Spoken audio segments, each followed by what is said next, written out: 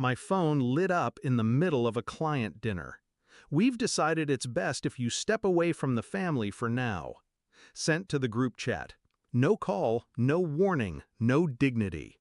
The message was from my father, the kind of man who shook hands too hard and smiled like he was doing you a favor. The kind of man who loved to humiliate with phrasing like, "we've decided," when really it was him. My aunt reacted with a thumbs up. Of course she did. She'd been angling for my seat at the fund for years. I stared at the message for a full minute. Then I typed, "Understood, I'll respect that, and step away from the family fund, too." Simple, clean, deadly. They didn't answer. I didn't expect them to. But 37 minutes later, I got a flurry of texts from my cousin. "Wait, what do you mean, step away from the family fund? You're just angry. Don't overreact. Please don't do anything rash." They thought I was bluffing. They forgot who built the fund. 10 years ago, I came back from business school with nothing but a battered suitcase and a laptop. My father laughed when I said I wanted to formalize the family investments. "You want us to let you handle the money?" Back then, my job was Christmas cards and tax receipts. But I was quiet, patient, dangerous when underestimated. So I did what they never do, the boring work. I audited, consolidated accounts, refinanced assets no one had touched since the 90s. And I grew the family fund from a dormant pool of idle cash into a multi-million-dollar portfolio. They let me, because they never expected me to own it. Over time, I became the silent engine. I drafted every document, filed every annual return, named every trustee.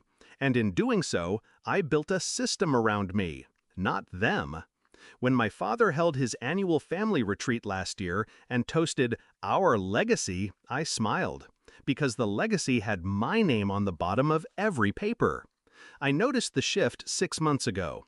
It started with late replies, meetings I wasn't invited to, family decisions I found out about through Facebook. Then my aunt tried to push a proposal through, reallocating part of the education trust to fund her son's third startup. The paperwork landed on my desk. I rejected it, citing misalignment with fiduciary goals and conflict of interest. She didn't take that well. Neither did my father. Behind closed doors, they started calling me difficult, cold, controlling, bitter. They wanted compliance. I gave them structure. And now they were pushing me out.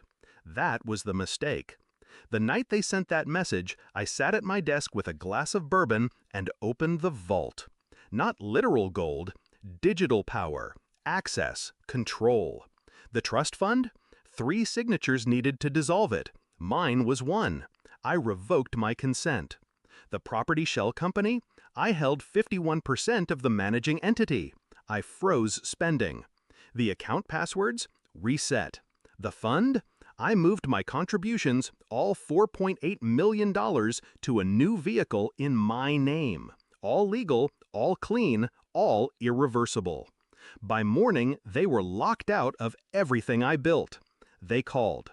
My father first. No apology, just fury. "What the hell do you think you're doing?" I let silence stretch. Then I answered, calm as ice. "Respecting your request to step away." By day 3, the panic set in. The family fund manager called, asking about missing authorizations. The property development deal in Lisbon fell through. Salaries bounced. Loans defaulted. Because I had funded everything. Silently, generously, strategically.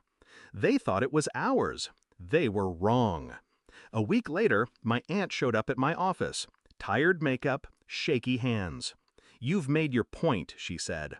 I leaned back in my chair. No, not yet. I slid a folder across the desk. Inside, a full audit of the discretionary spending on her end. Private flights, luxury handbags, cash withdrawals disguised as consulting. All documented, all dated. "This goes to the board Monday unless you resign." She did. That night. My father stopped calling. But I know what he tells people now, that I betrayed the family, tore it apart. He rewrites history to sleep at night. That's fine. I don't need to explain myself to men who confuse control with leadership.